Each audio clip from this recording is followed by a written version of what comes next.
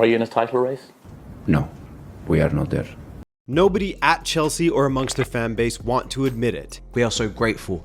We are 6 points away from the 40-point safety mark. You know, we're not in the title race. A lot of people asking and saying, are you in it? No, we're not. But based entirely on their performances thus far, they are indeed title challengers. Now, that isn't a prediction of the future or anything, don't get that twisted, but as of now, in this moment, Chelsea are not just ranked as one of the best teams in the league, but actually performing like it, and need to be considered as such. I did a video a year ago on how Chelsea were a bit of a broken club with that constant line of hirings and sackings of managers from Tuchel to Potter to Lampard, if you can even count Lampard, as he was never going to be the permanent solution, and then the strange situation with Mauricio Pochettino lasting just a year, all of the signings, etc. There was a complete lack of clarity behind the scenes as to what Chelsea were doing with their squad. Their scattergun approach to signing talented youngsters, even if they have plenty of options in a given position already. What exactly the board was looking for in a manager was murky, etc. Even as recently as this past summer, Chelsea looked like their talent hoarding had caught up with them a bit, as a bomb squad of outcasts at the club, maybe most notably Raheem Sterling, was catching more attention in the media than Enzo Maresca was willing to give them. In this video, you're going to find that I'll say the words like clarity and coherence quite a bit, because that's what we have at Chelsea now. After a couple of strange years where the club had words like liquidation, a little too close for comfort, losing their longtime owner in Roman Abramovich, and then a completely chaotic approach to running the club under Bluco, the fog has lifted a bit, the image is less blurry, and Chelsea are quite clearly title contenders. So, what's happened? What's changed? How have they done it? Some of them, they are looking for meals. Probably it's better to leave. It's interesting to look back on the attitude that was surrounding Chelsea at the beginning of this season. Interesting, but still very understandable, right? After some chaotic seasons where it felt like they accumulated more signings than they did wins, absolutely smashing the Fabrizio Romano rankings. Considering they went from Pochettino to a relatively inexperienced manager in Maresca, keyword being relatively there, fellas, and had a terrible preseason with just 1 win in 6 matches, it was understandable to see Chelsea supporters expecting their club to simply challenge for a European place, any of them, really, as they hopefully begin to show signs of progress, right? After $1 billion spent under their new owners and not much to show of it, there has also been changes behind the scenes to make the disorganized way of running far more organized. Paul Winstanley joined in November of 22, while Lawrence Stewart joined 3 months later in February of 23, and they have taken on a shared sporting director role. They're now in charge of the transfers and have taken a data-driven approach alongside the co-director of recruitment, Joe Shields. That's what Bole and Egbali had always wanted, a data-driven approach, right? But in order for data to be useful, you need somebody who can interpret it and understand it well. I mean, there's a reason why I go surface level when I jump into analytics. It's not a specialty of mine, and how useful is bringing up cross-completion rate during second-man dominant press situations from deep areas. See? That was absolute nonsense, a made-up metric. But the point is, you can look to data and say, wow, numbers look good. But if you're in charge of recruitment and you don't have a way of translating those numbers into how they could benefit your squad, how they can be exploited by your head coach, then it's all rather useless. Chelsea have brought in other individuals to help them in this department when it comes to their approach to recruitment now. A big area where Chelsea focused on moves in this past summer, and where this kind of analysis would have been invaluable, I assume, was in the wide attacking positions, bringing in João Felix, Jadon Sancho, and Pedro Neto, while Raheem Sterling was deemed as not being a fit for Maresca's system. Maresca could point to the kind of characteristics or profile he's looking for from his wingers, and the data and recruitment wizards take care of the rest.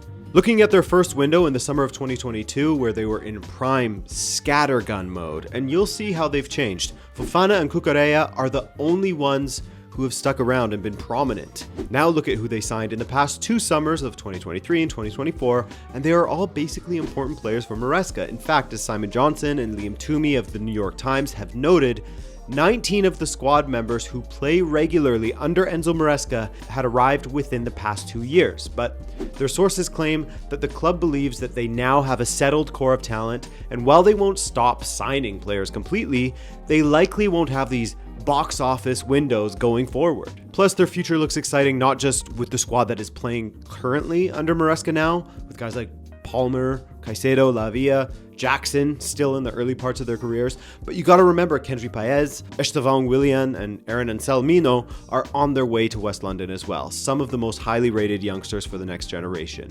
Estevan in particular, wow man, I did a video on him a while ago and he's just continued to excel.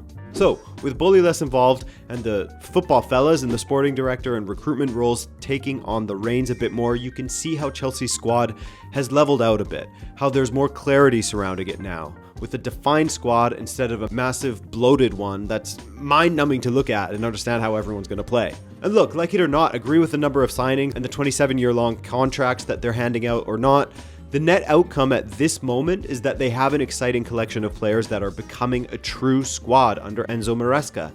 It's a great project for someone like him who at this point has absolutely looked like the right man for the job. He has been steadfast in decisions he's made regarding who's in and who isn't in his plans, which was absolutely needed at Chelsea.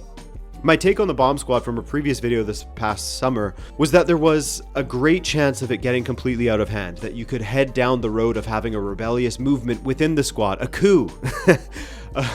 Players trying to take the power from the manager through the media and causing rot in the dressing room under another new coach. That really hasn't happened at all.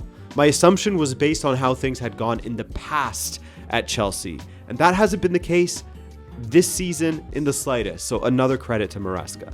You can't underrate the effect that Chelsea's success plays in everything going smoothly thus far. If they were struggling, then perhaps there would be more calls to question Maresca's judgment when it comes to his chosen warriors versus the ones he deemed as not being a fit. But so far, so good in this moment. His judgment looks like it was impeccable. He's been able to integrate new signings smoothly, build up players who previously looked far from their best at Chelsea, and even players who were cast away from their previous clubs are looking good. Sancho on the run and it's opened up for him here! Brilliant hit! Second in the table, 2 points behind Liverpool, but... It's too early, man. Yes, it's too early. And I mean, in some respects, they're not wrong, right? When you look at teams who have very, very young squads, for all of the good that young players bring when it comes to creativity, exuberance, energy, etc., there often comes a time when they will have to go through adversity, and they may not have the mental tools to deal with that and bounce back. But that's a worry for a different day, right? A different video if that ever happens at Chelsea this season. Right now, everything is going pretty swimmingly for them. Second in the Prem, top of the table in Europe.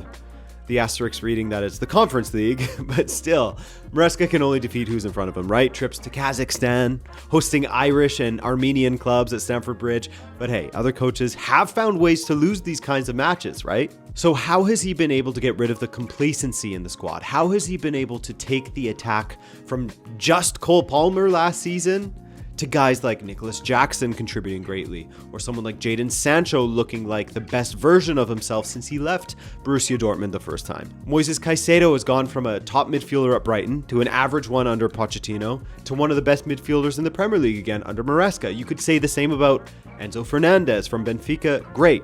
Chelsea, not great. Under Maresca, great again. You know how I spoke of data-driven recruitment about being fine and all, but you need someone to interpret it properly to translate it onto the pitch? Enzo Maresca thus far has been exactly that for Chelsea as a whole. It's fine and all to have a ton of great talent at the club, but what's the use if there isn't someone who will utilize that talent properly, who will piece it all together in a way that works, that wins matches?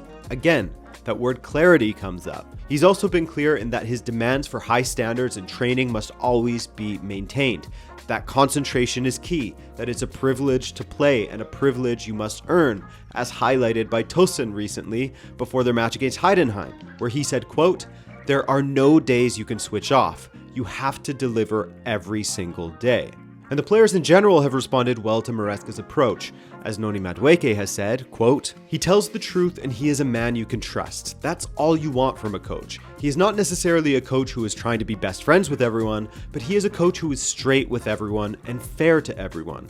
That's what you need at a top club like Chelsea." Axel Disasi spoke of it as well, saying, quote, "He has to do his work and keep the unity like this in the dressing room, and at this time, it's very good. We are all together. We have a lot of quality players and a big squad, but in the dressing room, everyone can fight for everyone.